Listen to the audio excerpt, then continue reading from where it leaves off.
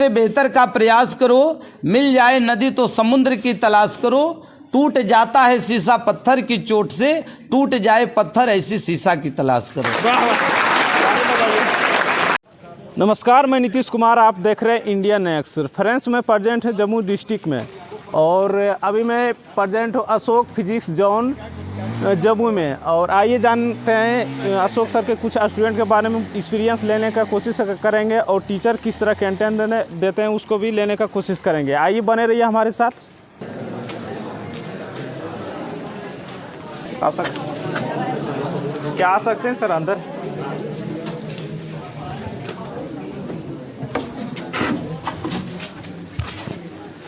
सबसे पहले स्वागत है सर हमारे चैनल पे।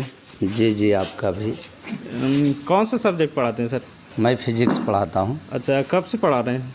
2014 से। अच्छा, कितने स्टूडेंट है मतलब अभी फ़िलहाल 11-12 मिला के? 11-12 मिला के लगभग 600 बच्चे हमारे पास। अच्छा, 600 बच्चे। तो सर इस जो ऑनलाइन बोर्ड से मतलब क्या स्टूडेंट को सुविधा मिलता है?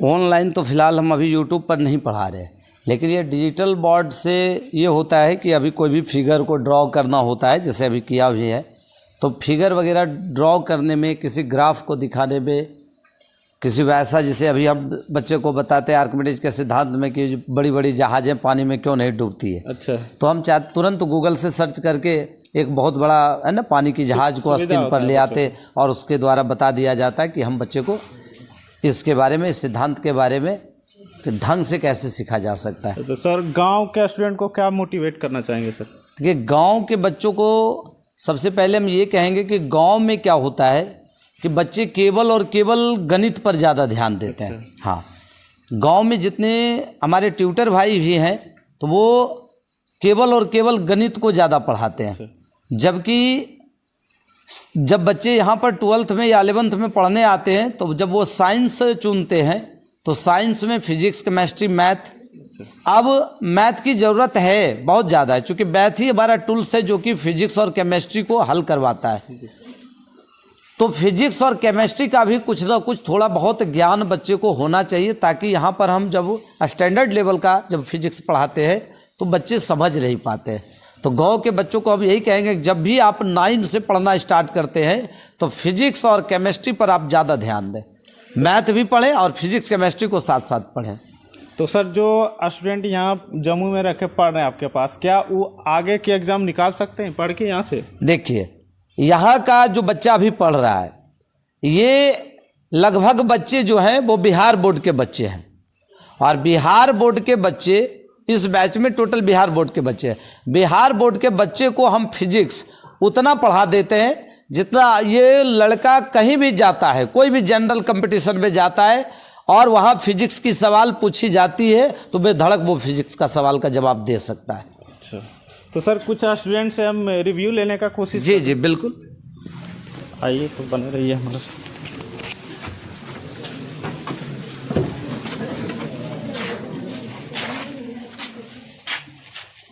खड़े हो जाइए। कहाँ से आए? कहाँ से आए? धरवादा से। क्या नाम हुआ? अमर कुमार। सर किस तरह पढ़ाते हैं? सर अच्छा पढ़ाते हैं। अभी तक क्या पढ़े हैं?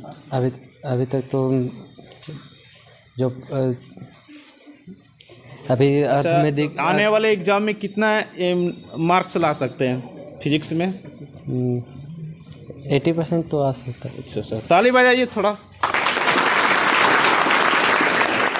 आइए और स्टूडेंट से हम जानने का कोशिश करेंगे।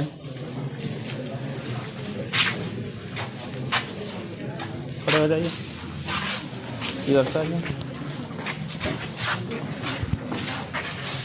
कहाँ से आए हैं? खराइच से। क्या नाम हुआ? ऋषु कुमार। सर किस तरह पढ़ाते हैं? अच्छे पढ़ाते हैं। अच्छा, कौन सा चैप्टर का क्लास हो गया अभी तक? अभी 7 चैप्टर हो चुका है सर। अच्छा, एक क्वेश्चन बताइए, परिभाषा किसी का। जैसे कि अगर आप त्वरण पूछें मुझसे तो मैं बता सकता हूँ कि समय के साथ वेग में परिवर्तन की दर को त्वरण कहा जाता है। अच्छा, तो गांव के स्टूडेंट को क्या मोटिवेट करना चाहिएगा? मैं कहना चाहता हूँ, सपना देखे हैं जम्मू आने के लिए, उसको क्या कहना चाहोगे? मतलब वो अगर यहाँ पे आए अच्छा, तो फिर सही से अपना क्लास कर सकते हैं यहाँ पे आके फिजिक्स वाला, और जिसको जितना अच्छा लगे वो यहाँ पे दे सकता है अपना परफॉर्मेंस। अच्छा, आइए और खड़े हो जाइए। कहाँ से आई? क्या पढ़ रही थी? क्वेश्चन लिख रहे थे। अच्छा, कहाँ से आई है? महादेव सिमरिया। तो सर किस तरह पढ़ाते हैं? बहुत अच्छा पढ़ाते हैं। तो क्या लगता है कि सर यहाँ से पढ़ के हम कौन कौन सा एग्ज़ाम निकाल सकते हैं? बहुत सारे एग्जाम निकाल सकते हैं। अच्छा, बैठ जाइए। आप खड़े हो जाइए। कहाँ से आए हैं? महादेव सिमरिया से। क्या नाम हुआ? सिमरन कुमारी। क्या बनना चाहिएगा?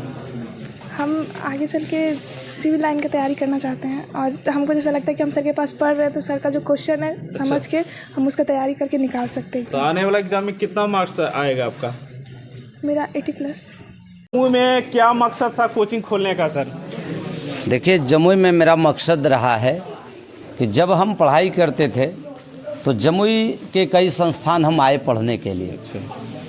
तो यहाँ 2-3 चीज़ देखा जाता था। एक, डिसिप्लिन नहीं किसी बच्चों में। जहाँ तहाँ के बच्चे आकर के गांव ग्रामीण क्षेत्र के बच्चे पर दबदबा बनाना, क्लास में सही ढंग से सुचारू रूप से पढ़ाई नहीं करने देना, प्लस शिक्षक भी पूरी व्यवस्था के साथ कोर्स को कंप्लीट नहीं करते थे, जहाँ तहाँ से पढ़ा देते थे। तो मुझे लगा कि जब हम आगे चल कर के शिक्षक बनेंगे तो ज़रूर हम इस पहलू पर ज़्यादा ध्यान देंगे कि डिसिप्लिन से बच्चे आएँ और जो भी सब्जेक्ट अगर हम चुनेंगे उस सब्जेक्ट को बच्चों के बीच में बिल्कुल गहराई तक ले जा कर के बताएंगे। तो इसके लिए हमारा प्रयास हमेशा रहा है और हम बच्चों को भी कहते हैं कि बेहतर से बेहतर का प्रयास करो, मिल जाए नदी तो समुद्र की तलाश करो। ये मैं नहीं कहता हूँ कि आप मेरे पास ही पढ़े, आप अगर हमसे भी अच्छा कोई मिल रहे हैं तो आप ज़रूर वहाँ जाएं। इसलिए मैं पंक्ति बनाया कि बेहतर से बेहतर का प्रयास करो, मिल जाए नदी तो समुद्र की तलाश करो, टूट जाता है शीशा पत्थर की चोट से, टूट जाए पत्थर ऐसी शीशा की तलाश करो।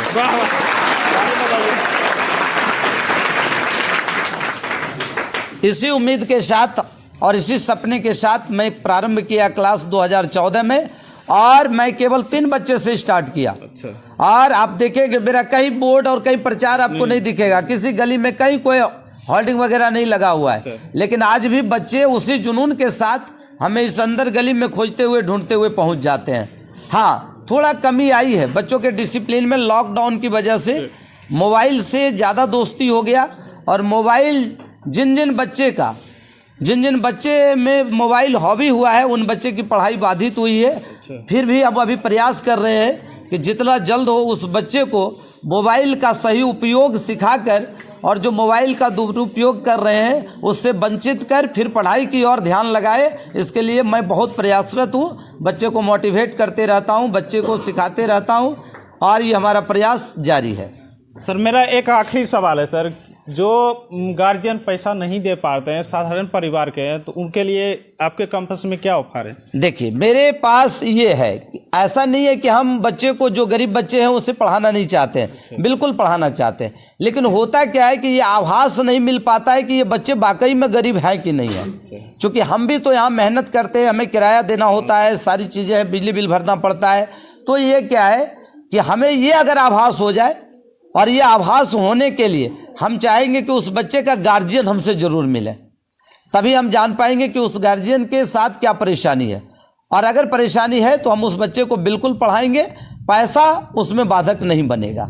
तो सर और मेरा एक सवाल है सर, जो स्टूडेंट गांव से हैं, कोटा जाते हैं, पटना जाते हैं, अगर जम्मू में अच्छा शिक्षा मिल रहे हैं तो उनको क्या आप संदेश देना चाहेंगे सर? देखिए, मैं यही तो कहता हूँ कि कोटा और पटना जहाँ भी आप जाएंगे विद्यार्थियों को ही पढ़ना पड़ता है। विद्यार्थी केवल ये समझते हैं कि हमें स्टेप बाय स्टेप जाना है। आज मैट्रिक कर रहे हैं तो गांव में पढ़ लेंगे, इंटर कर रहे हैं तो जम्मू चल जाएंगे, बीए कर रहे हैं तो पटना चले जाएंगे, नीट की तैयारी करना है, मेडिकल इंजीनियर बनना है तो कोटा चले जाएंगे। ऐसा कुछ नहीं है। अगर विद्यार्थी सही से जमुई में पढ़े और जमुई के शिक्षक विद्यार्थियों को ढंग से पढ़ाए, अच्छा माहौल दिया जाए और जमुई में जो शिक्षाविद हैं और जो समाज सेवी हैं, जो प्रबुद्ध जन नेतागण हैं, सबका सहयोग अगर मिले तो जमुई को भी बिहार के मानचित्र पर नंबर 1 शिक्षा के क्षेत्र में लाया जा सकता है।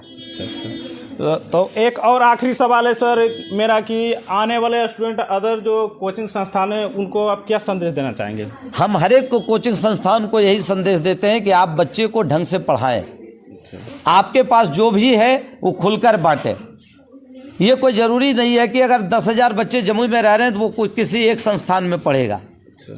हर विद्यार्थियों का अलग अलग चॉइस है। जिन विद्यार्थियों